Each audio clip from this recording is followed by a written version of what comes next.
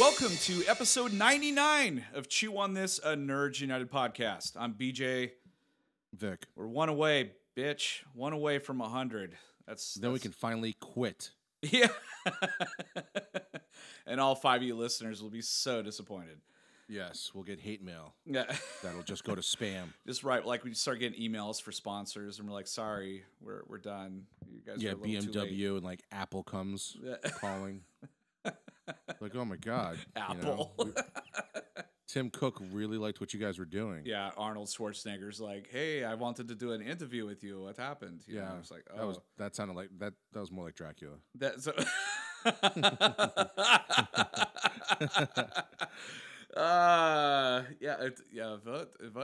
does. It does. You're right. Yep, definitely. What would Arnold sound like? I don't know. Oh, fuck. I'd be Doesn't Bach. matter. I'd be Bach. All right, let's let's go to the good stuff. Let's go Yeah, to your Patreon. Yeah, pretty much. We need you guys. We need some sponsors so we can do some really cool shit in the future, especially with interviewing people. We have some really good stuff lined up, but we need your help. So you could sponsor us for as little as $1 a day. $1 a day. I was selling Sally Struthers again. You can sponsor a couple of poll kids. No, you can sponsor us for as little as $1 a month on patreon.com/chew on this podcast. And we have rewards, anywhere ranging from a shout out to actual chew on this merchandise, like hats, t-shirts, all that kind of good stuff. Bonus podcasts, all that. So as little as $1 a month. And that website again is www.patreon.com/chew on this podcast. And of course, that brings us to Wawa. I am one week away. Yeah, 1 week away from heading to the East Coast. One of my best friends is getting married. Known him since I was 5 years old. And so I'm going to be there, but, it's good to be, seeing old friends and family, but what's even better is that I get to get Wawa. It's like, sorry, I don't give a shit about your wedding. It was an excuse to go to Wawa. Right, I just want to go to Wawa. So, we've been doing this for months now. Hashtag West Coast Wawa. We have been trying to get their attention somehow. And maybe I should just go to every single fucking Wawa in New Jersey and Pennsylvania and just slap our card down on the counter and be like, whose dick does BJ have to suck just show up there with like a vest full of like C4 and be like, I'm not going to leave here until you open one up.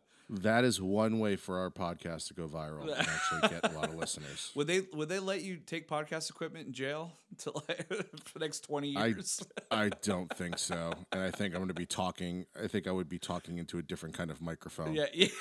They're not even like uploading the podcast. They're just like it's all phallic-y in jail. All right. Well, so anyway, hashtag West Coast Wa. Yeah, we're at episode 9. We're at episode 99, and we didn't know what the hell to do tonight. So all of a sudden, Prince's Ghost. Wait, it is Prince, right? That's who does that song. Prince. Yeah, it is Prince, right? Prince's Ghost was like, it's episode 99. You need to do movies from 1999. So this is Chew on This parties like it's 1999. So ridiculous. Our titles are awesome. They're so stupid. They're awesome. Well, it's better than the other one I had because mine was going to be something like Chew on This, something of 99 bottles of beer in the wall. See, it's a terrible title. Yeah, that's even fuck. That's like we were gonna do like worse. like pirate movies, and I'm like, I don't want to do that. That's stupid. Pirate movies. Yeah.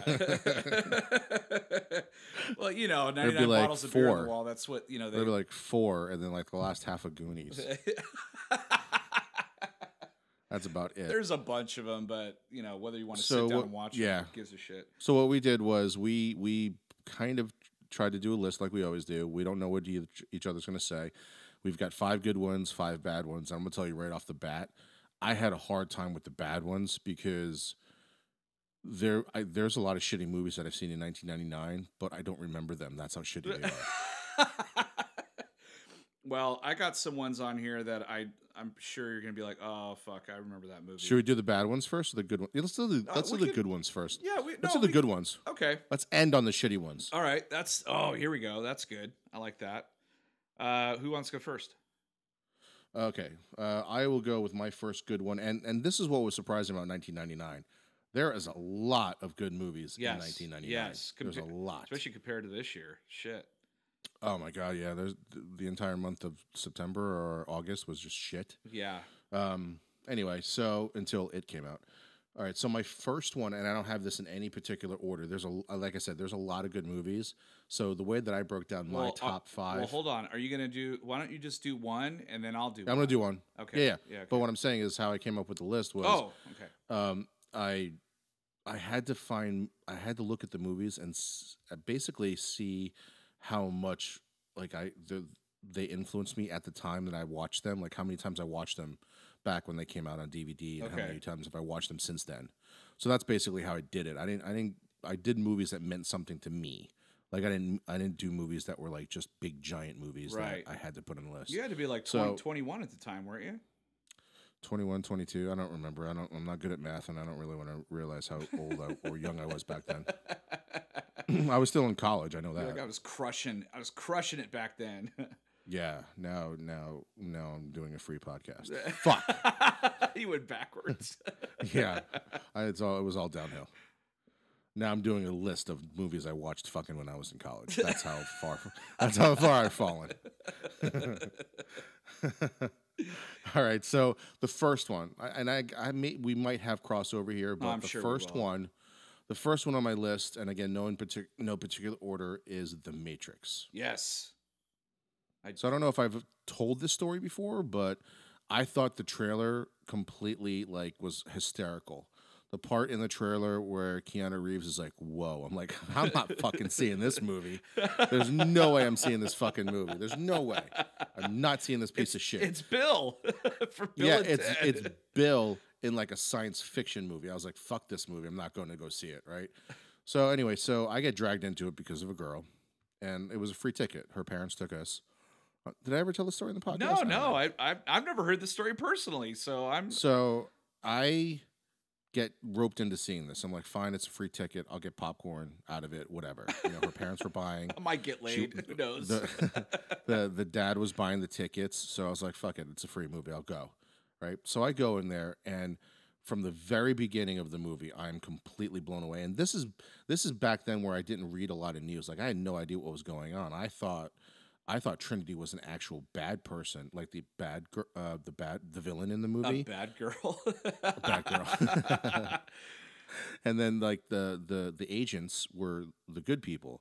So like it took me a little bit of a while to figure out what was going. Like I literally knew nothing about. The only thing I knew about this movie was that Keanu Reeves went whoa in the fucking trailer, and I was like, fuck this movie. That's all I knew. So anyway, so the dad wanted to go see this movie because he just loves action movies. It doesn't matter what. It could just be pointless violence. Like he loves basically every single canon movie ever made. Right. Oh God.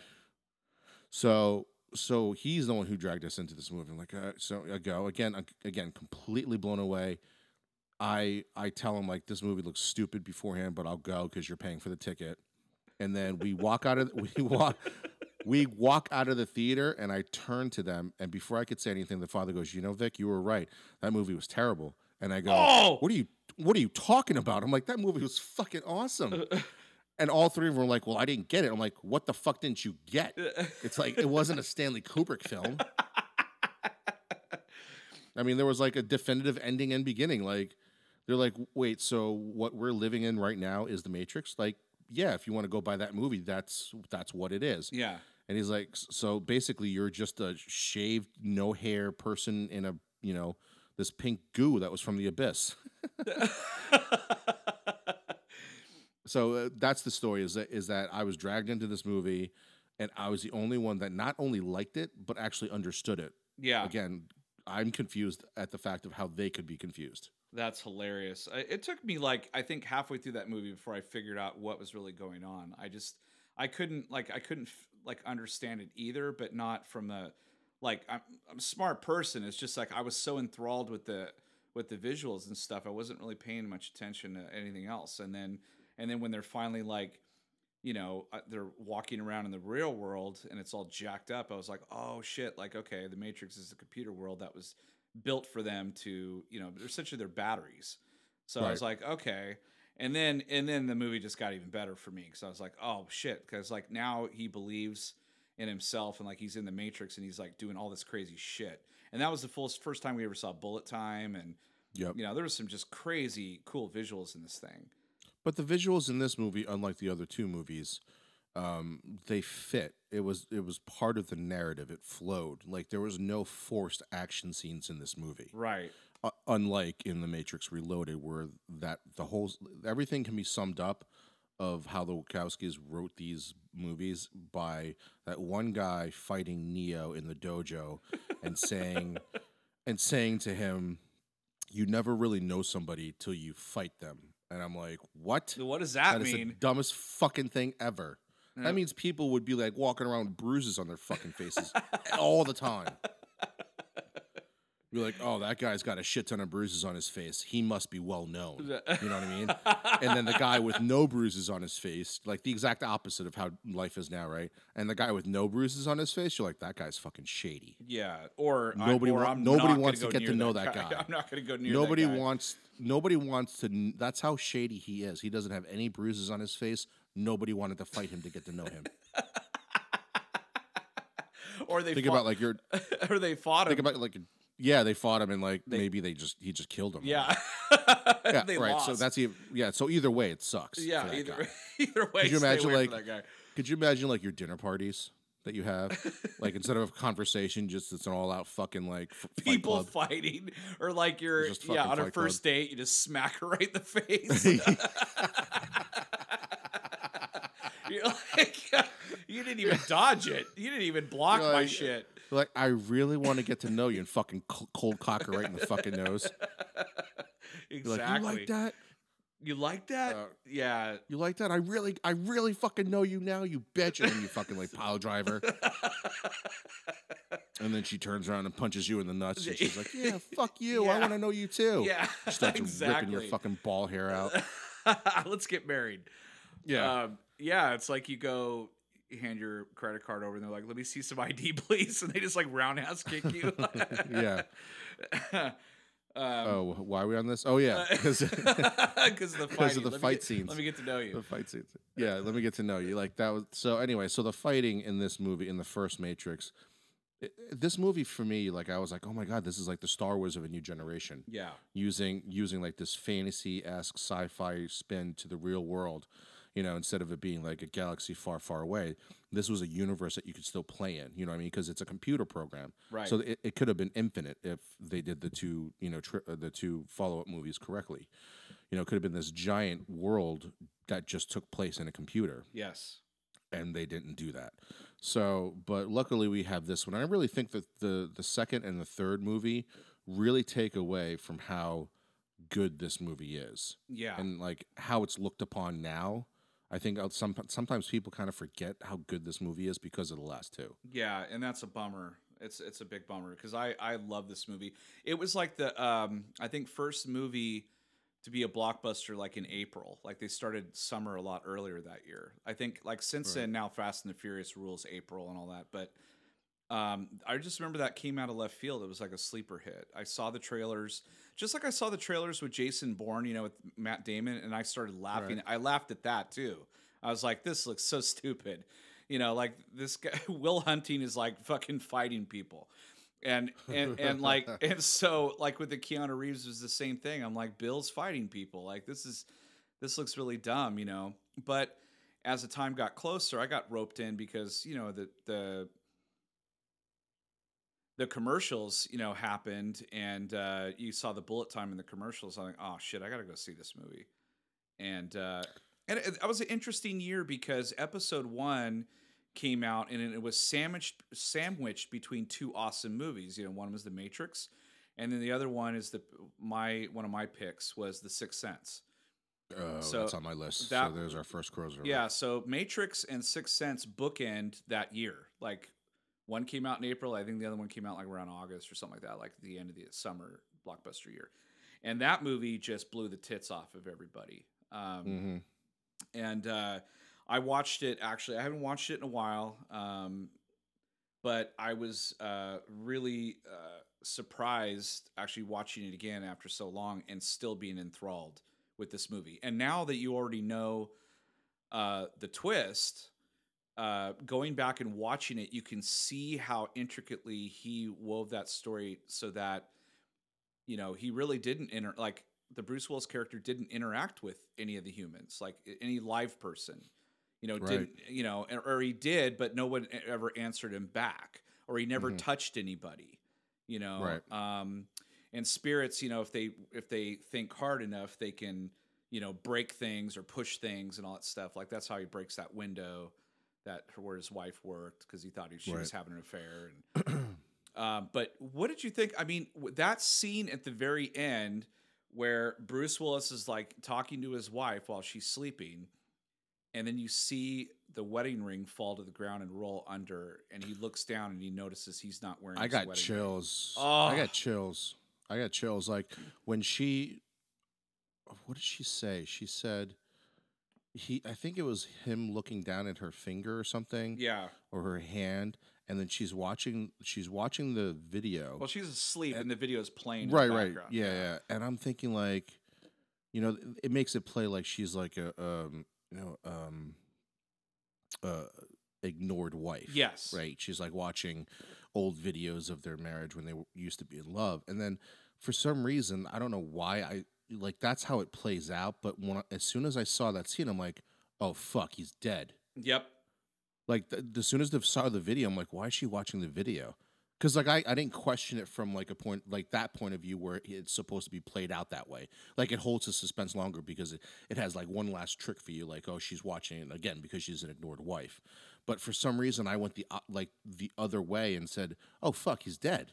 I'm Yeah. like, "No fucking way." I didn't know it till the ring fell and rolled under the thing, and I was like, "Oh shit!" She was holding his ring. I'm like, I remember specifically God. when I saw the wedding video, I grabbed my girlfriend at the time's arm, and she's like, and I grabbed it tight because it completely blew me the fuck away. Like I'm actually getting chills thinking about it. Yeah. Because it like there was like a chill down my spine when I figured it out, and I grabbed her fucking arm right in the theater, and she's like, "What?"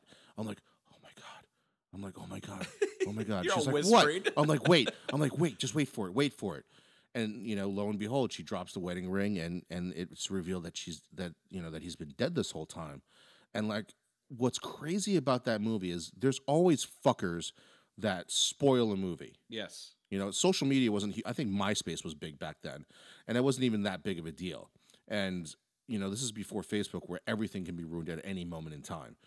But for some reason, even back then, when you would talk about movies, it'd always be some jackass in line or one of your friends ruining a movie for you, you know? And that never happened with this movie. No, that was the weird thing. Everyone kept so tight-lipped about Yeah, it. because the movie was so goddamn good and the ending was so great that people were like, I can't tell you a thing about this movie, just go see it. Yep. And that's how it was told to us. Like Yeah. I didn't have like I'm not like I said, I'm a big pussy when it comes to horror movies, so I had no interest in seeing this movie. But the couple that told us about it, they were like, "Look, I know you don't like these type of movies, but just go. I can't. The movie is so good, I can't tell you anything about it." That movie, even just watching it the other day at night, mind you, still creeped me the hell out. And I've seen it. Yeah. I've seen it a few times already. I knew what to expect, and yet I kept getting scared watching it.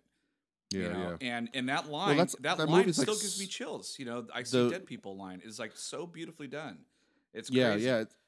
Going back to that movie when you were saying like now that you've watched and you going back now you can watch how how intricate the how particular he was and how specific he was about how Bruce Willis was interacting with the world. So you notice all these little things after watching it multiple times. It's like Seven. Yeah. Oh, It's yeah. like Yeah. that. You know. When Yeah. you go back, you know what's going on. You know why he's doing what he's doing, and then all you have to do is actually go back like what 15 minutes into the movie where it's the car ride, and he's talking to Brad Pitt. Oh, yeah. Yeah. That whole speech, and you're looking at Brad Pitt. He's so confident. He's so fucking cocky. Yes. And he has no idea that his world is about to be completely destroyed. What's in the And- box? Yeah, I mean that line, like if it's actually creepier the second time you watch it because when you go back and you see Kevin Spacey in the background, he's like, "I can't wait for you to see what's coming," Oh, or something, God. or something Yeah, like that. You know, yeah. looks at him like he just smirks just a tiny bit, and he's just like, Oh my god! And but he plays it in this like psychotic, obviously psychotic, this psychotic smirk. Like it's not even like you're like if I was trying to surprise you with like a birthday party or some shit like that kind of like a smirk. It's like it's like 10,000 times bigger than a surprise birthday party of what Spacey did to I don't even remember their names Yeah, I don't to either. Brad Pitt. And that little tiny smirk where he's like, I can't wait for you to see this. I'm like, oh my God, that's so fucking creepy. And they did it. So fucking They creepy. did it again years later in Dexter, season 4 of Dexter. The Trinity killer Oh, killed Rita. God. That was harsh, Yeah. man. That was really hard.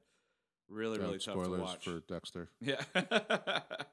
Her character. never- So yeah. I'll skip over the second movie I got on my list. Oh wait, I did have one minor gripe about Sixth Sense, really quick. Okay. There is a Okay, scene, that would be a first. there is a scene in there where he's got a tape recorder and he's listening to the guy that shot him at the beginning. Right. He's listening Right, to right. his like he leaves the room and he can hear him like talking like Latin or something like that to a Right. ghost or whatever. I was like, wait a minute. If he was dead this entire time, how the fuck was he able to interact with that tape recorder? Like, how did he get it out of the cabinet, put a tape in there? You know what I mean? Like, I thought that was explained by Haley Joel Osment. How was that explained? When he's like, they can interact and they can see what they want to see. Oh, so the tape recorder was kind of like his clothes. It was just like, because every time you saw him, he was in the same iteration of clothes that he wore at the And he had the beginning same of the tape movie. recorder. Yeah. Okay. All right. I believe it. That's what I thought anyway. I mean, I could be dead wrong. I guess that makes sense. I was kind of like, oh, maybe he had that tape recorder, but it's just but the tape. If I am wrong, the tape. Right, though, but if I am wrong, you're kind of right though. It doesn't make any sense. Like that he should be able to, like, because he's not angry or anything. So there's no Right. way for him to actually interact with it, and there's no way for him to, So- because he would have had to have it the whole time. I could believe him. I could believe him hitting play and stop and rewind and fast forward. I could believe that. But the fact that he had that tape and so what you're saying is that if he had it the entire time, then he would know. He would remember from 20 years ago what that kid did when he wasn't in the room. So that's where it didn't make sense to me. I was like, wait a minute. He'd had to have interacted with that thing somehow and listened to that tape. He wouldn't remember as a ghost. He wouldn't remember.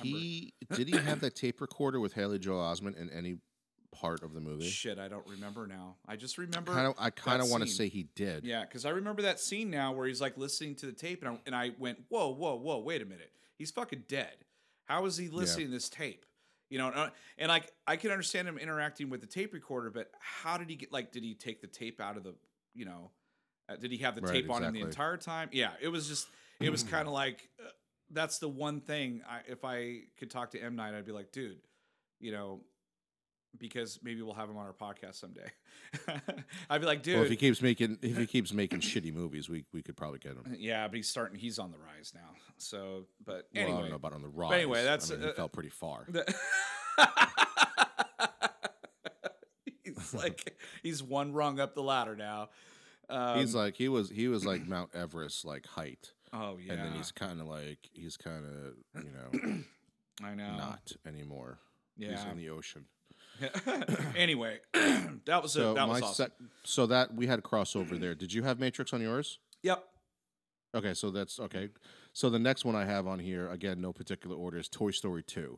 Nice. I don't have that one this year. Good one. And Perfect sequel. This is one of those.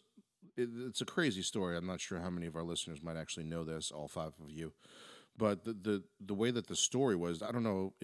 I know you knew these stories, yes. But the movie actually got deleted almost. It was actually deleted. A big giant portion was deleted from Pixar's database like a week before the release. But because one of the people, the employees, the higher up employees, had to go home and take care of her daughter, she downloaded a copy onto the computer that she had. Otherwise, 50% of Toy Story 2 was completely erased. Oh my God. How awful would that be? So she, just because she had to go home and take care of a kid, I think that's the story anyway. Mm-hmm.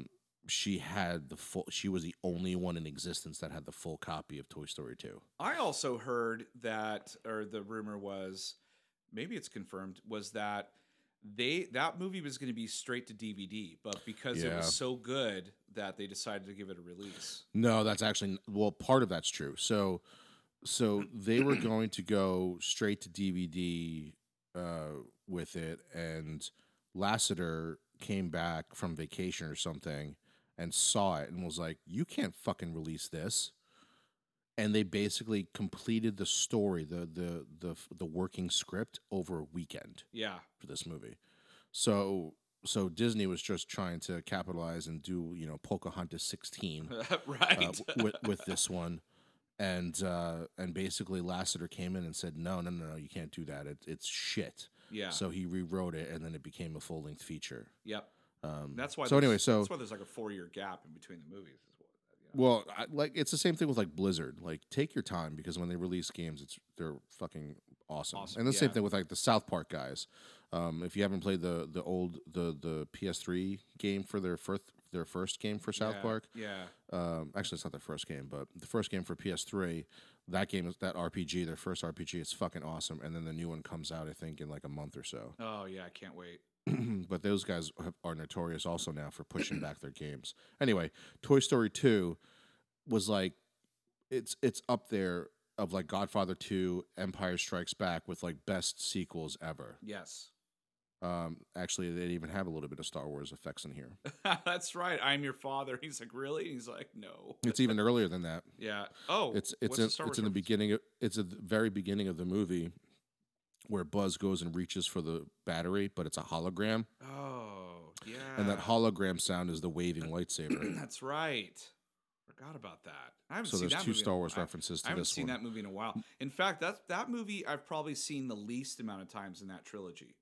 Oh, really? I've seen Toy Story 1 and 3 more, way more than the second one.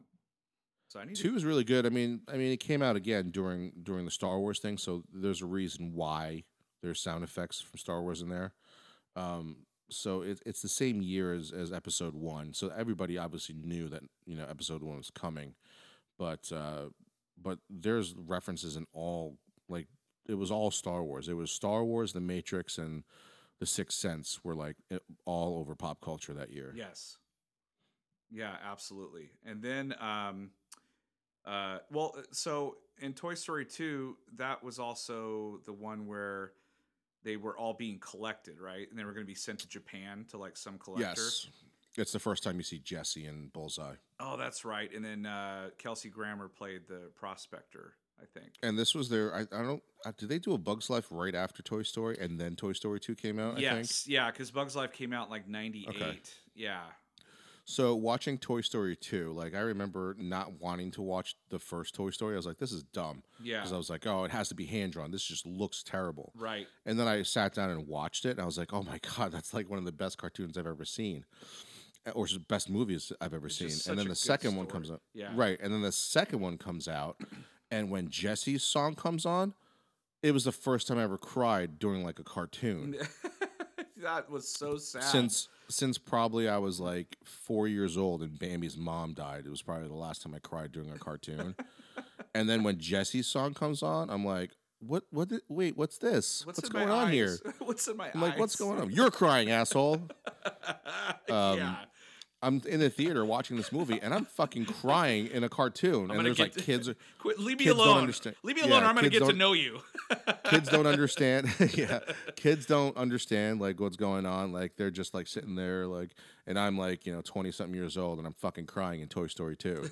It was the first time Pixar did that to you. Little did I know. Oh God. Up, like the Jesse 3. song was just like nothing compared to the beginning of Up. Yeah, and the ending of Toy Story 3 was the worst. Oh God, yeah. Toy Story 3. I still basically, can't watch if you didn't cry during Jesse's song or the ending of Toy Story 3, you're dead inside. You really are. I don't want to get to know you. Yeah, you're just dead inside. We will not fight. I don't want to get to know you at all. What's your next movie? Well, one of my all-time favorites, Galaxy Quest.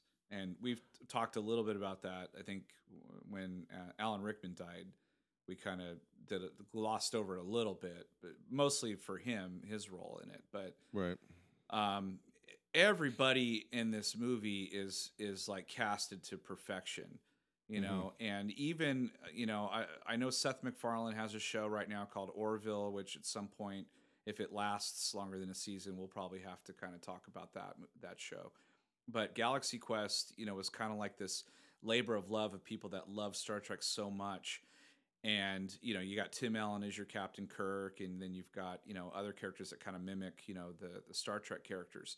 But they're just human beings that just were, actors in these roles, and they love the roles so much, and they really haven't done much else of anything. And they go to all these cons, which is genius. I mean, in '99, I don't think people really realized, how awesome that is, because nowadays it's like you go to cons and they're, and like nowadays you don't get made fun of. Nowadays you're like, oh, they're jealous of you. Totally.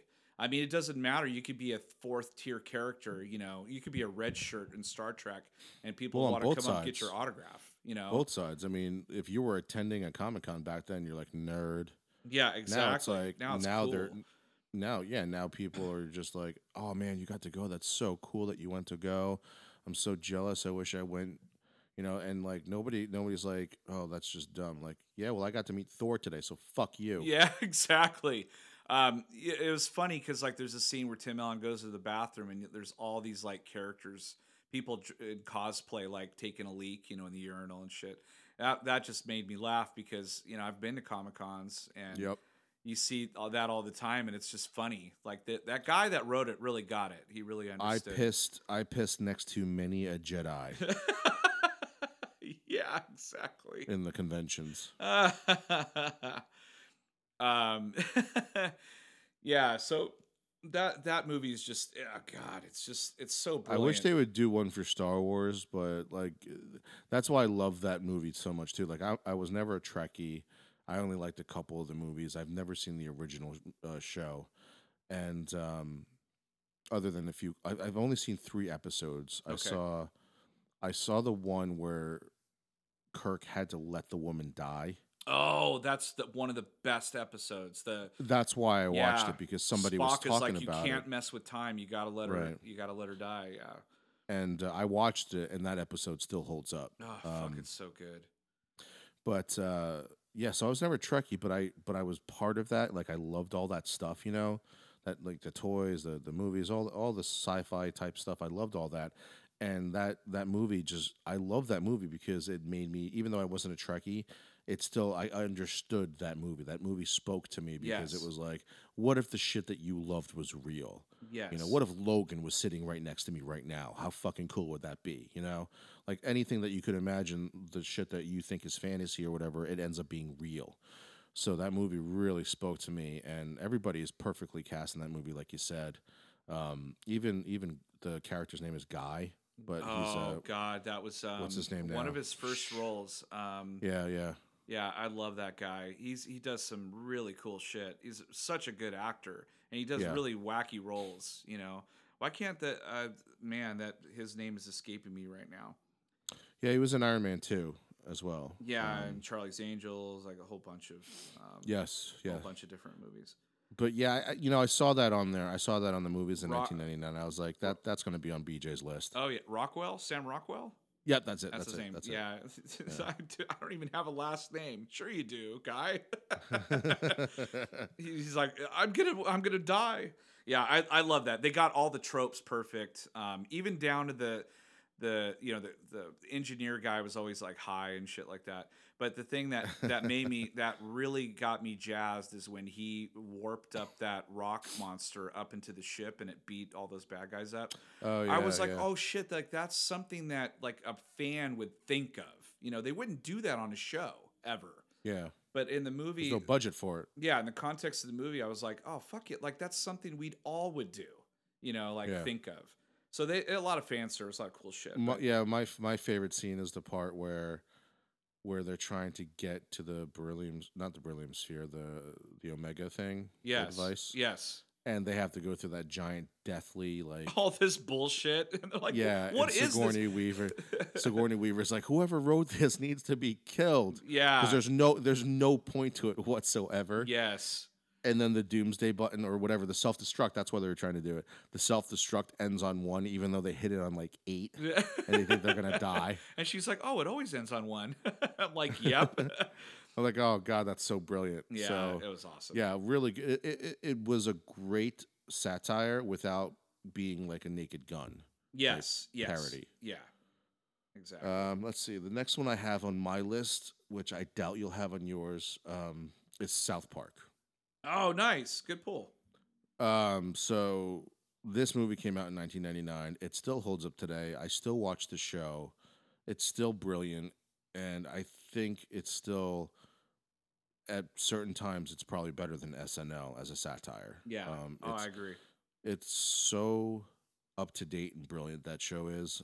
They just parodied the Charlottesville stuff in the season premiere. Holy shit! Seriously?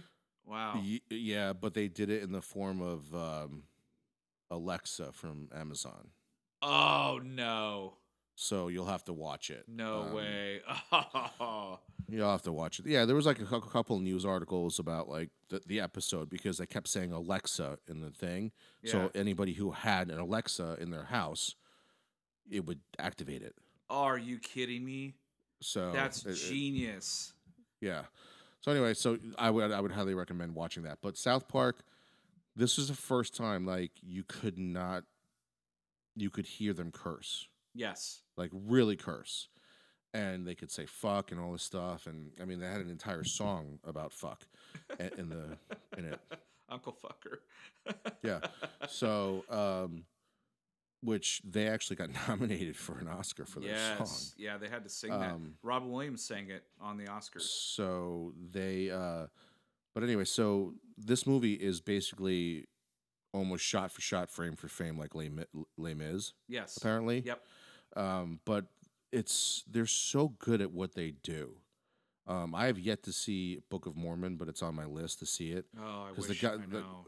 Yeah, Trey Parker is just genius when it comes to writing. Anyway, this movie is phenomenal. It's so funny. I used to quote it all the time. It's kind of odd to quote it at 39 years old now because of some of the shit they say. That's so bad. I mean, I just remember Saddam, and then the devil, Oh in god, bed with that's the so devil. fucking hilarious. Yeah. So I can't believe they got away with that. Like he pulled his dick out, It was a dildo, but like then Yeah, there's that that's scene right. where it goes to black, and then you hear like this like suction cup thing, and and No. the devil goes ow, and Saddam Hussein goes, oh, you like that bitch, don't you? That's terrible again. They made the devil and Saddam Hussein gay. I mean, that's fucking hilarious. It's so funny. I have the Iron Giant. That's a good one. That's a good one. I think Vin Diesel, right, was the voice of the Iron Giant. Did that prepared him for Groot? Basically, say something one time and say it. Basically, act without acting. Yeah. Like, say your lines the way that you say them in the movie, but you're just going to say it into a microphone. Yeah, and say it like 50 different ways, but we're going to auto-tune it and change it anyway. So Yeah, just speak normal. Here, read off this menu. Read off this McDonald's menu. This is what we're going to use. Oh, my God. I mean, the guy gets paid for this shit. I mean, seriously. Easiest job on the planet. Yeah. Yeah, you think Robert Downey Jr. had an easy job. This movie is just, I mean... Wait, hold on. I'm just thinking about this. Oh. Does Vin Diesel get a fucking script for Guardians of the Galaxy? God, I Because hope if he not. does, that's fucking hilarious. That would be so... It's like, okay... Basically, all his lines can be sent to him in email. Yeah. And then right next to I am Groot, it says, say it angry, say it chill, say it happy, say it sad. That's basically all of it. Yeah, and like why does he have to re-record his lines? Why can't you pull it from the other movie? Yeah, that's what I was gonna say too. Like in the second movie, take his original recordings and just baby it, like put it down, like make it. Yeah, high exactly, pitched, because like they a had to little do it baby. anyway. They had to do it anyway. And he's not even there on stilts. Some other actors on stilts. Yep. Wow. Yep. There's literally no reason for him to be What in the hell, anymore. Marvel? Maybe it's because he badly wanted to be in Marvel that they're like, oh fuck, just give him this shit, and that way we don't have to hire him for anything else. and then he's like, well, wait a minute, what about Chris Evans? And I'm like, what about Chris Evans? That was Fox. We're Disney now, so shut up.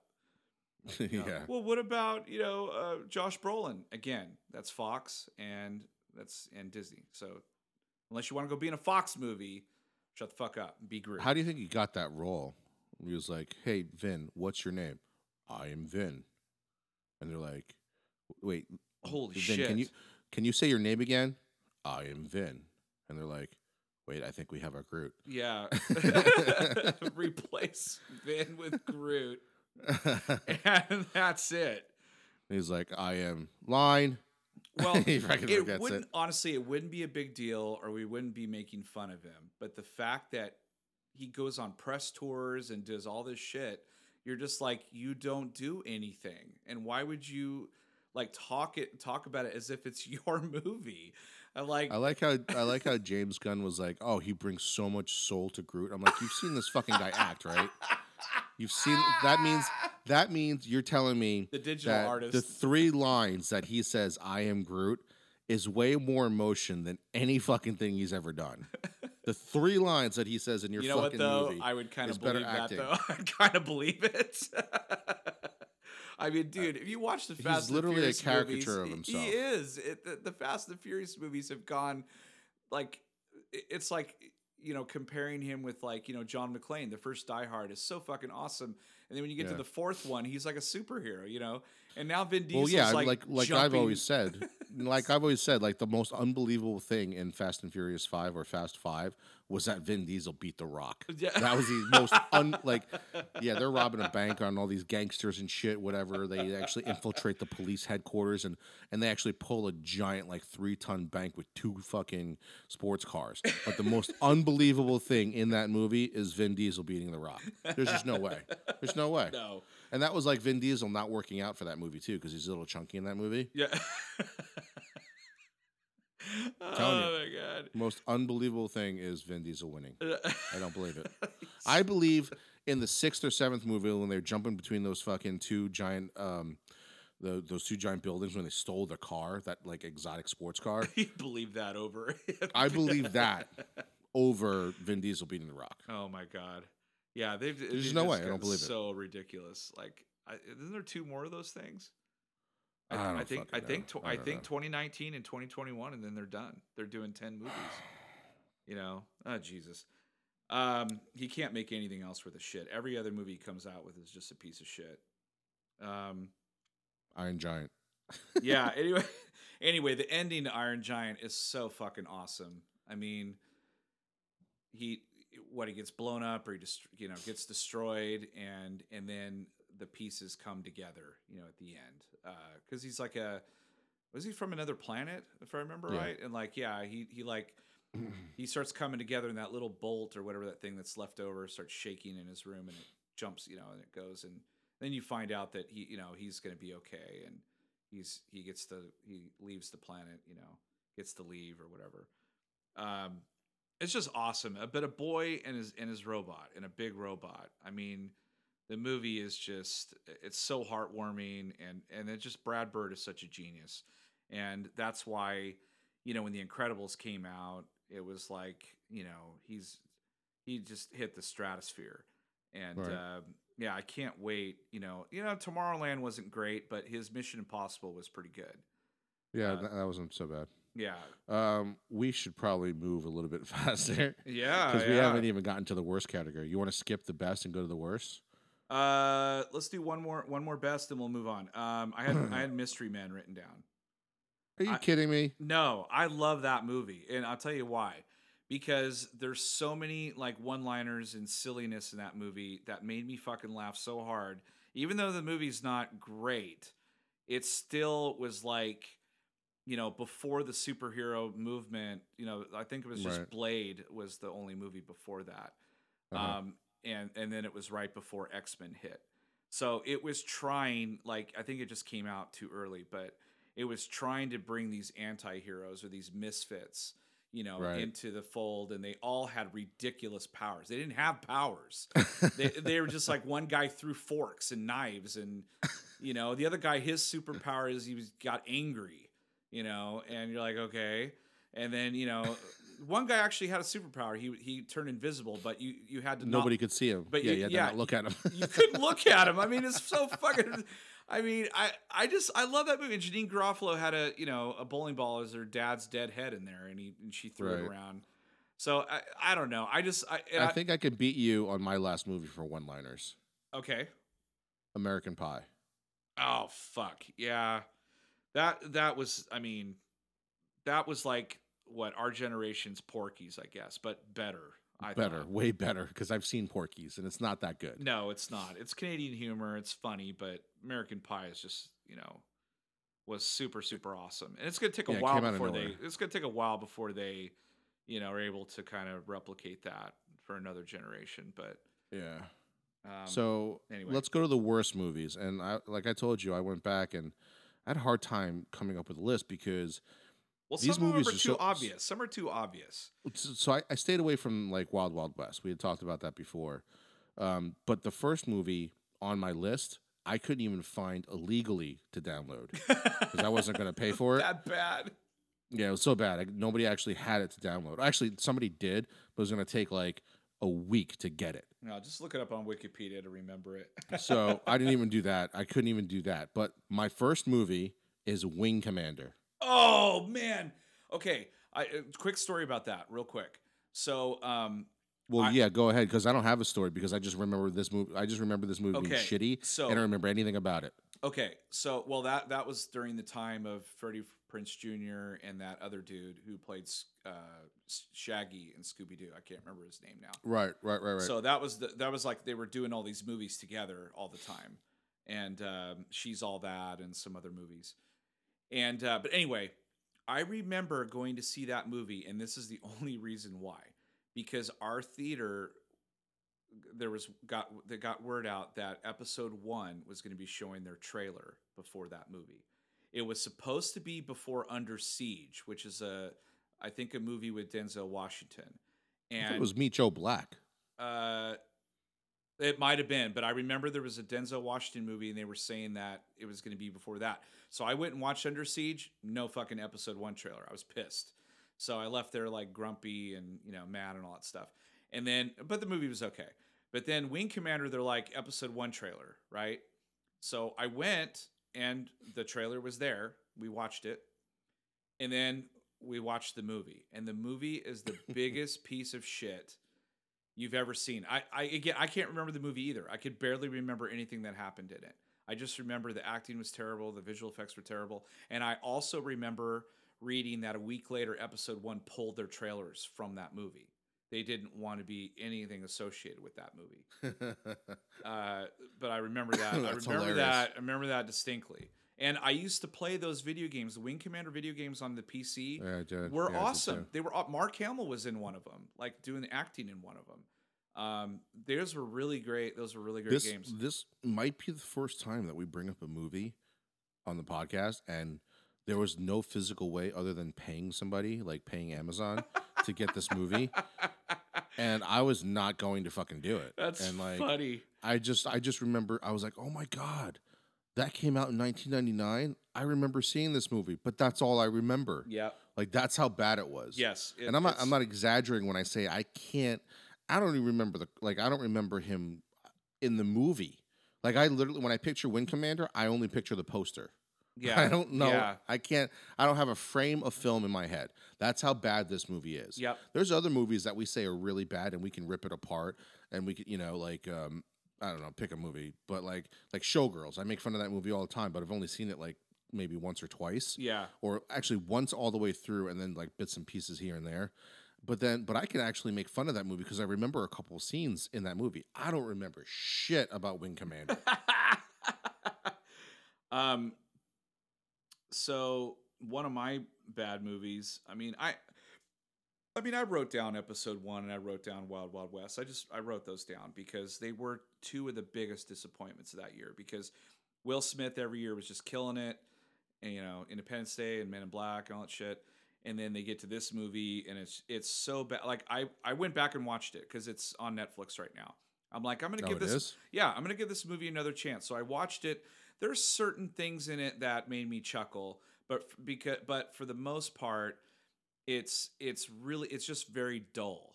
It's extremely dull. It's very unlike Will Smith. Like he's got a lot of charisma, but everyone else around him is like playing it straight Western kind of thing, and it just didn't work.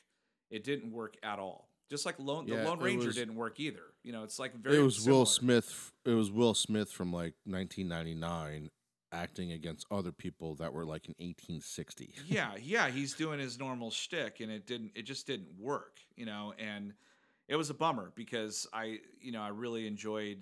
I mean, I don't know. The last 10 years, I really haven't enjoyed much of anything that he's done. But those were the late 90s was like a time to be a Will Smith fan. I mean, big time.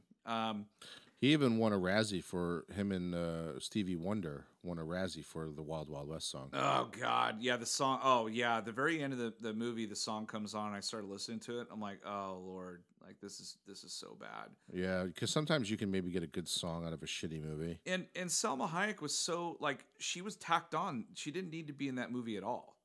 Like honestly, I think I'm glad she was. Yeah, yeah, she was the hottest thing about that movie. She was the only good thing about that movie. Yeah, and the spider and all that bullshit. Oh, but yeah, whatever. But what was I gonna say? But episode 1, I mean, that's just too easy because we know we don't really like the trilogy. But I watched that movie over again too, and I noticed a few things that I've probably talked about before, but I just remember the beginning. They, the two Jedi are there to like negotiate some trade dispute or whatever, and they lock him in there and they shove gas in there. Right. And I was like, why would you do, why didn't you just poison their drink? Because the droid walks in there with drinks and they don't blink twice at the droid. They just pick up the drink and they're like, I sense they don't want us here. They wouldn't have known. Yeah. They would have died. Yeah, and they drank credits. They drank the fucking drink, and they're just like, yeah, I sense that they don't want us here, But that was before they knew they were Jedi in there, right? Yeah, and then they blew up no, they knew they were Jedi. They're like, send a droid. I don't want to go fucking talk to a Jedi. Oh, right. So the droid goes in there. I was like, oh my God, like just poison their ass right now. It's done. Sound like Scotty. Yeah. And so they said they put gas in there, and that was the other thing is like they're like dioxins, and then they hold their breath. And I was like, well, what happened to that breathy thing that they used when they go underwater to the Gungan City? I'm like, why didn't they just pull that out of their robe and shove it in their mouth? And they could breathe these. I mean, this movie is so fucking stupid, and maybe even more mad. You know what I just thought about too? When you were talking about like poisoning them and killing them and attacking them. Well, they tried to murder them, right? Yeah. So it's the Republic that sent 2 Jedi Knights as peacekeepers, and the Trade Federation just tried to murder them, right? Yes. So why didn't they just make a phone call back to Coruscant and be like, "Hey, those fuckers just tried to kill us"? Yeah, like, exactly. Could you, like, if you are in a standoff or something and somebody gets sent in to do peace or whatever with you, and you try to fucking murder those peacekeepers, the government's going to come crashing down on you, basically. Yeah. So basically, like, they could have just called and been like, hey,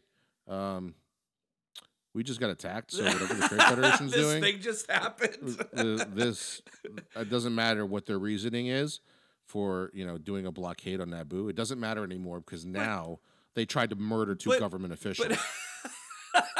But how extreme was it to like blow up a ship within your ship?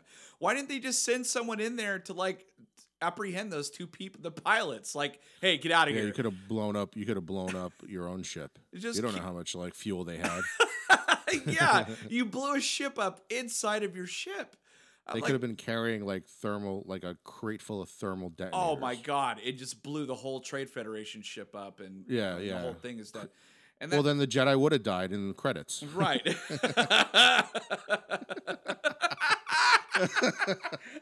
There's so many ways to end this movie in the first 5 minutes. There is.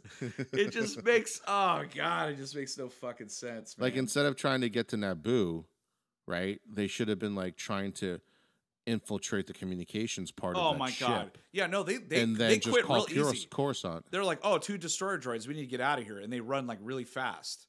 And like that's the last time you ever see them run fast, by the way, because that would have came in handy at the fucking end. That would have came in at the end. Yeah. Obi-Wan, you fucker. Yeah, letting Qui-Gon die. Letting Qui-Gon die because you just couldn't do a fucking sprint. Yeah, he must have I don't know, like the equivalent of like jerking off or something like that. And he lost some midichlorians, and so he ran out of energy. He couldn't like run fast because like Well, yeah, that was also the introduction of midichlorians. Why are we Yeah. talking about this movie? God damn it. because we hate it anyway. So that's one of the ones I hated. But anyway, there's another movie that I really disliked, and I watched it again because I had an opportunity. I think it was either Netflix or Stars, one of those programs I had subscribed to.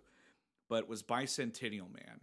Oh God. Because I mean, again, there was a time where Robin Williams had a very up and down career. He never quite went away. Like he would have some shitty movies, but then he'd do something that would be awesome again. Right. And I remember, Good Will Hunting was like just a fucking phenomenal movie, but because he was in it. And then I remember they just kept putting him in shit, like that movie where him and his family died, and like he's in a dream.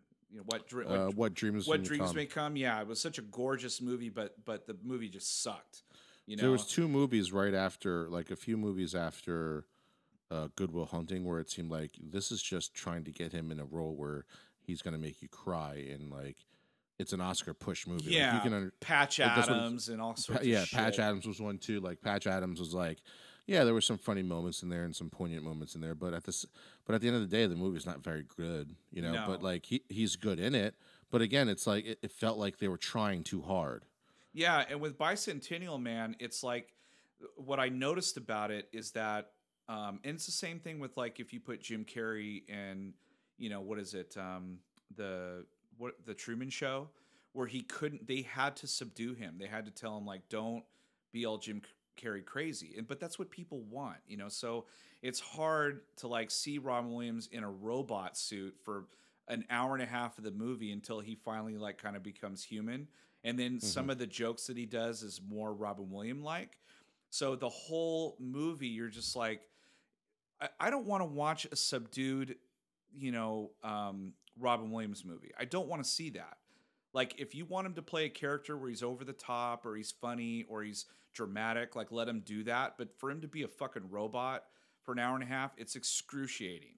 It's so boring. You're just like, oh my God, he can't do anything because he's under restriction of being a robot. You can't tell jokes and you can't, do this or that. You have to be this thing, be robotic.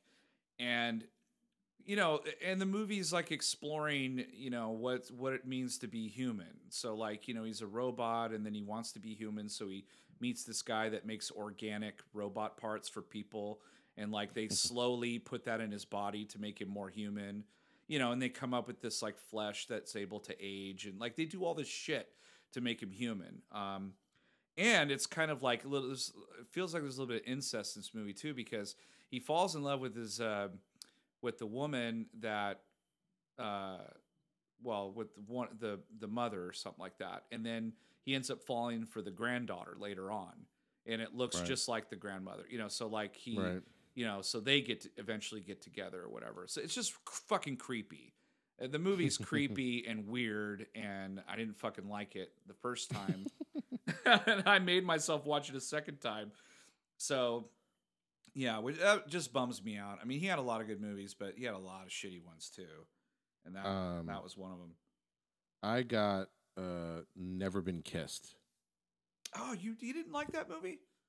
It's so fucking retarded because it's like 35-year-old Drew Barrymore going into high school, and everybody believes that she's in high school. And what's his face from Alias? Scream. Was married to Courtney Cox. Oh, Arquette. Yeah, John, right? Not John. I don't know. Dave Arquette. David Arquette. Yeah. Yeah.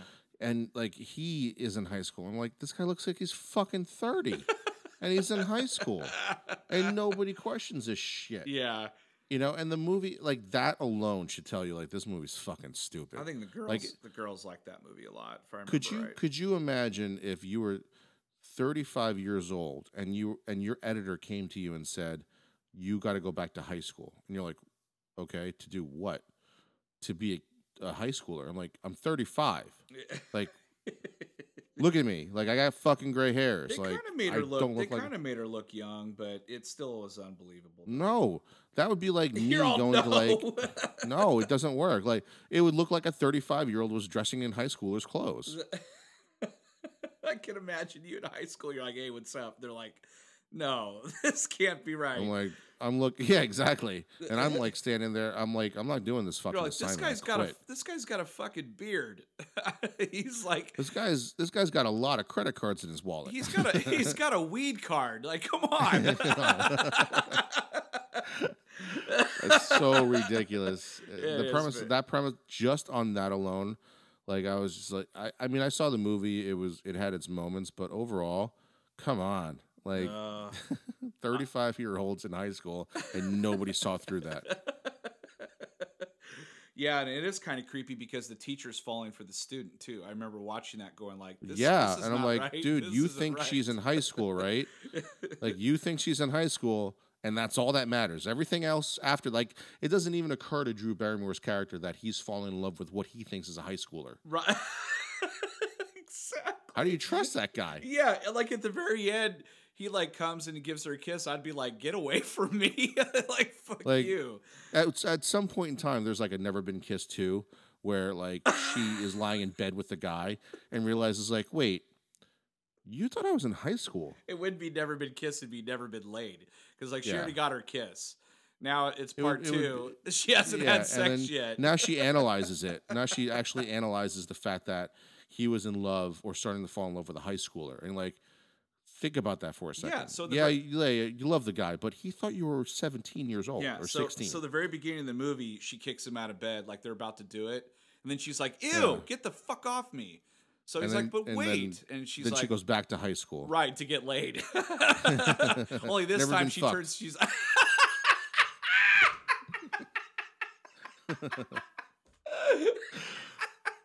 And that's how the 40-year-old virgin got written. Oh, God.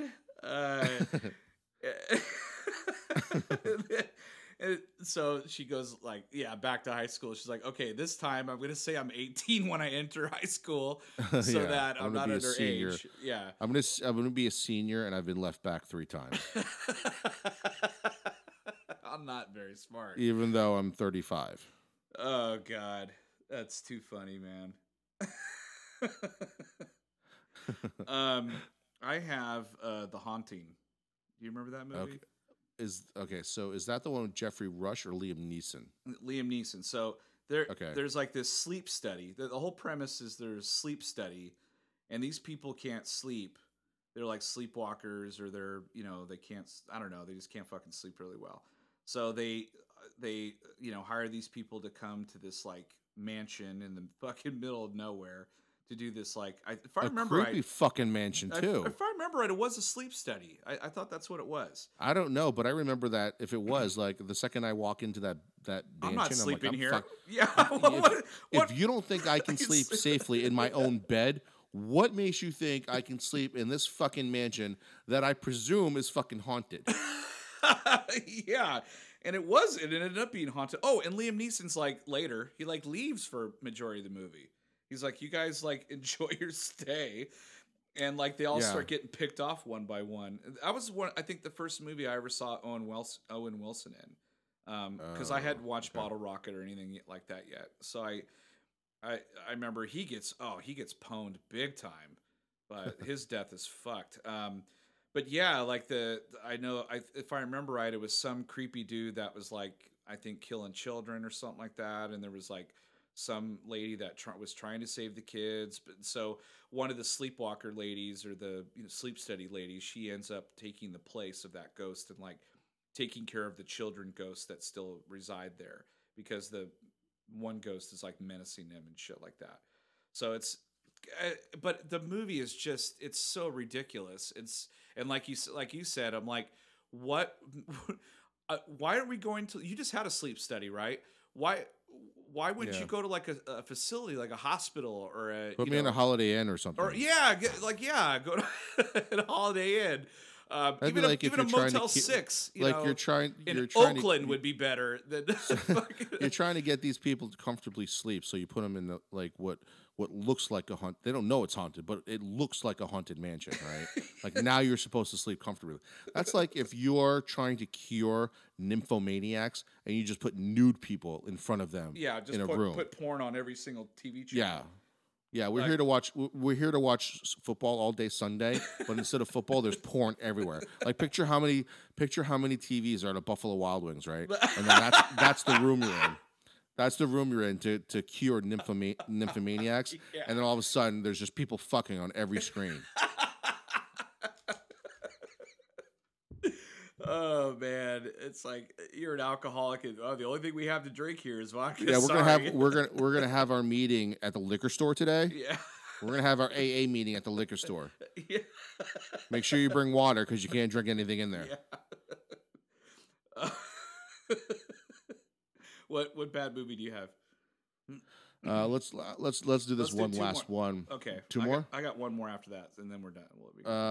I'm trying to figure out which one because I wrote a lot down. There was a lot of bad movies, but a lot of good movies. So there's one that I know and one that I barely know because it's really bad. I'm not sure which one to do. We'll just name them both, and we'll just. Okay, one is Double Jeopardy and one is At First Sight. Oh my God! Okay, so At First Sight, was that the one about the guy that was blind? Was that Val Kilmer? Val Kilmer. Okay. Val Kilmer and Mina, I think her name is. I think so. Mira? I don't know whatever. That movie was fucking terrible. It's supposed to be like this, like we were just talking about, movies trying too hard, like Robin Williams' movies were trying so hard after Good Will Hunting. And this movie seemed like one of those movies where it was trying really hard. And the only thing I can remember really about this movie is that they fall in love. She tries to get him to be like, why don't you try this experiment and maybe you can see again. He sees for the first time and you think they're going to be happy. And then all of a sudden the vision starts going away. And I remember him saying in the movie, and I think it might be in the trailer, but in the movie, what stood out to me, one of the cheesiest, give me an Oscar lines was, he says, I wasn't meant to see. And I'm like, okay. I wasn't meant to see. Like, oh, well, you know what? I wasn't meant to pay $10 for this piece of shit either, but I did. So fuck you. I just, when I saw the movie and he said that line, I wasn't meant to see. I'm like, fucking. Who wrote that? So there was a slew of movies in the '90s where it was like City of Angels. It was like Untamed Heart with Christian Slater. About the guy with the winky heart that kept fucking failing or whatever. And then At First Sight. There's all those movies where they tried really hard to make it just super sappy and lovey-dovey. Yeah, there's always somebody who was dying. Yeah, just fucking die already.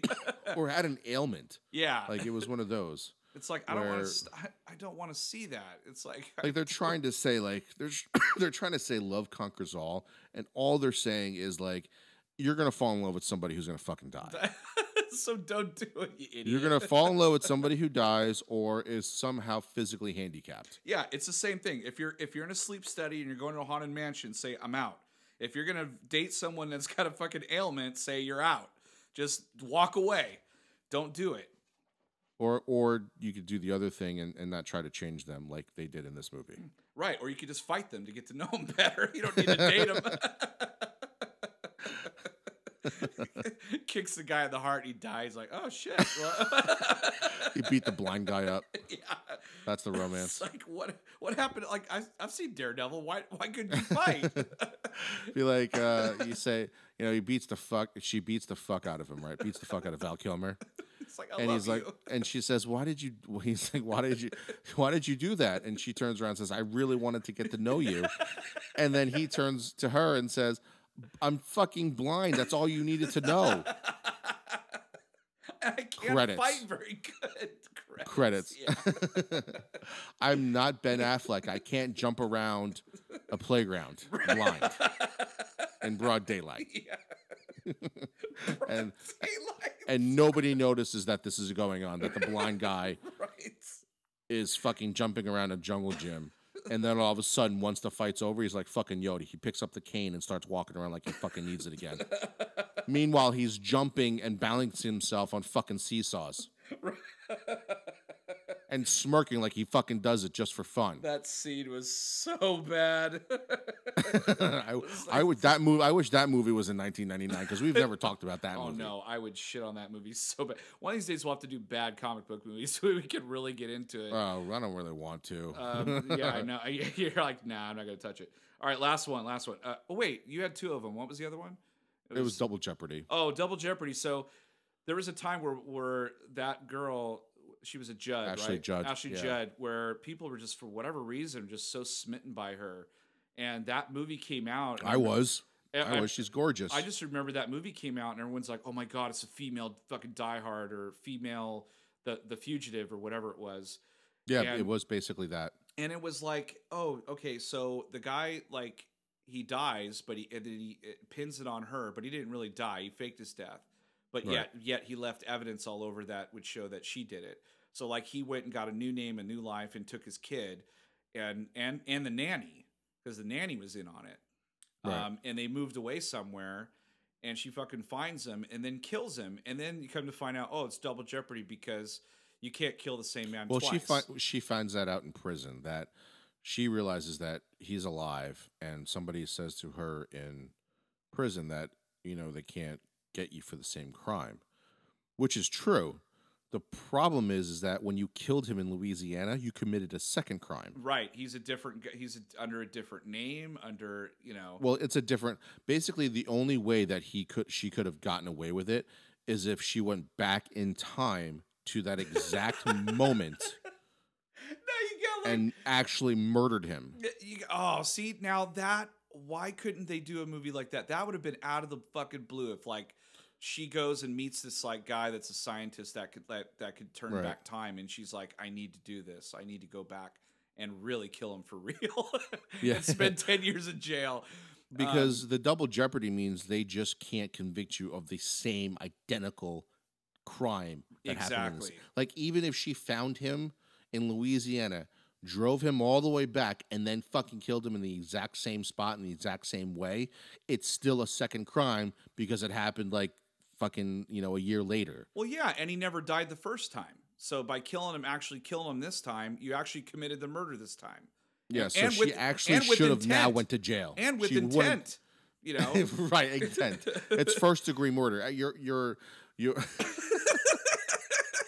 You actually should have just fucking stayed in jail. Yeah. Because now your son has no parents. Right. Now At least before he had the dead dad. well, at least or you, the you alive got dad. out after 10 years. Say, you know what? Fuck that guy. I'll make another kid. I'll get married Yeah. again. You actually made it worse. In real life, she made it worse. Because now her son is going through foster care. right. And they're like, well, you already did 10 years, but you still got to do life. So sorry. They kind of forgot about, like, could you imagine? I wonder, I'd like to go back to like the news clippings and see like how many people actually thought they were committing like double jeopardy because of the movie and actually got convicted. Because they're like, that's not how the fucking law works, man. Yeah. That's not how it works. Yep. That movie was really dumb, and it wasn't movie, even like- even though that was a stupid loophole or whatever that was. But beyond that, the movie just wasn't good. Like you expected, because it had Tommy Lee Jones in it. You're thinking, oh shit, like they're really capitalizing on this fugitive thing. But he played a completely different character. Like I Yeah. would understand, like if they made him into the same guy, which they ended up doing later. They made another movie. With the U.S., it was called U.S. Marshals or something like that. Right. It had Robert Downey Jr. in it, and him and Tommy Lee Jones playing the same guy from The Fugitive. So if they would have actually made him the same guy from The Fugitive, it would have been a little bit better because he played he played the same guy, but it wasn't him. It was like Wasn't he the parole officer or something? Not yeah, the he was parole he was officer. he wasn't even a police officer. I think He was the halfway the house guy, right? probation guy, or the whole the Yeah, halfway that's right. house guy. Yeah, I'm just like, holy shit. And then he's dude. trying to solve this mystery by himself. Yeah, exactly. And then he's just like, yeah, I'll cover for you. Like murder this guy and I'll make sure that it's double jeopardy and you don't get convicted. I'm like, you have no fucking juice. You can't do that. The biggest twist would have been at the end after she kills him, he arrests her. Yes. For like And he's like, I wanted that guy he's like- dead.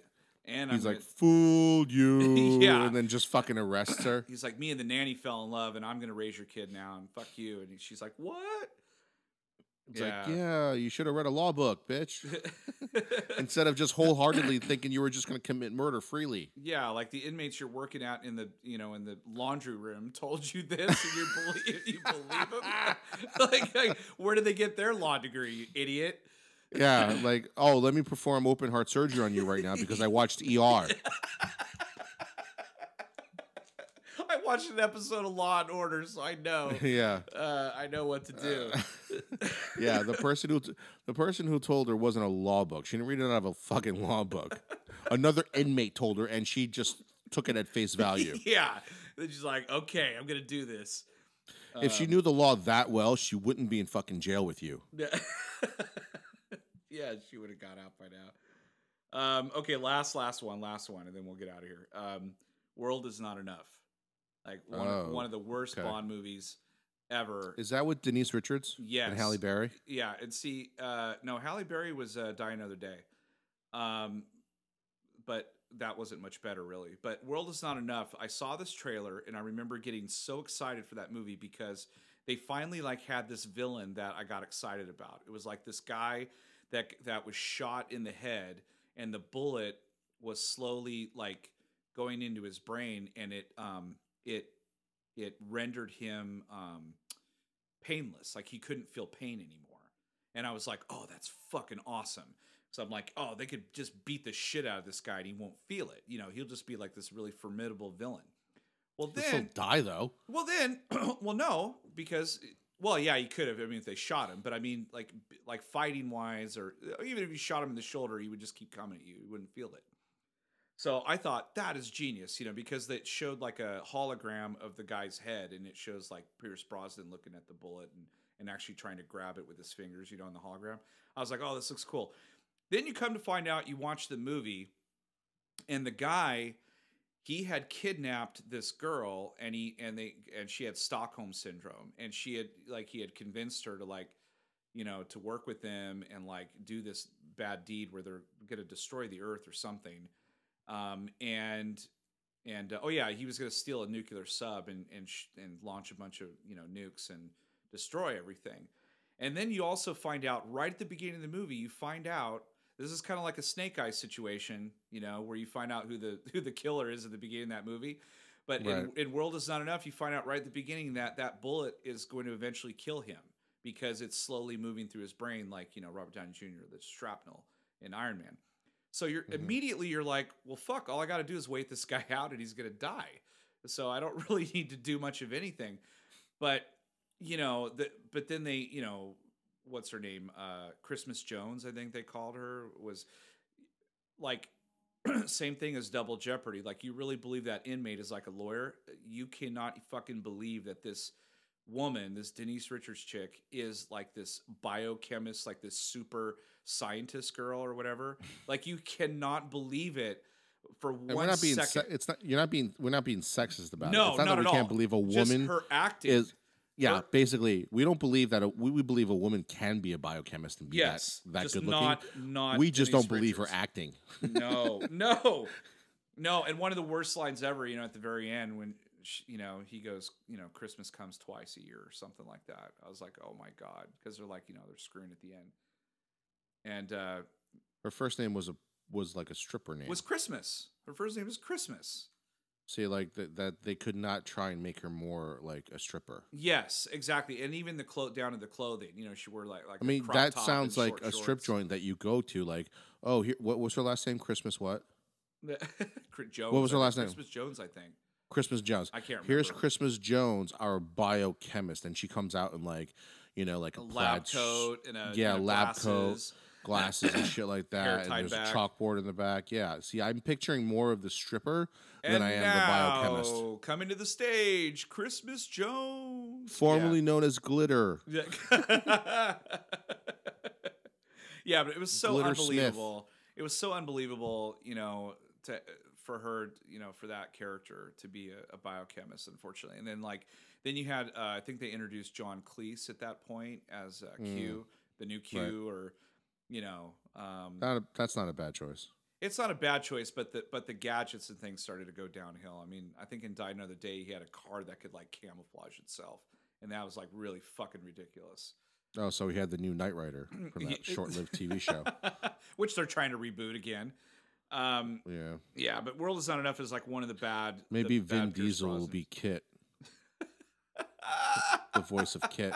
No, because then you got to hear the whole show as his voice. Like I can deal with 3 words. I can't deal with full dialogue and stuff. That's why they only keep him to Iron Giant and I am Kit. Yeah. I'm Kit. Was it Will Arnett that did the voice of Kit? I can't remember now. In the original? That short-lived, yeah. No. Oh, the short-lived show was Val Kilmer. Oh, it was Val Kilmer. Okay. Yeah. Which it was actually pretty good. It wasn't great. The show was not great, but I still watched it. Yeah. Special effects were really awful. But the car was so fucking awesome. They brought like Bionic Woman back, and that was terrible because they immediately like made her like know everything within 2 episodes instead of like slow burn her learning shit.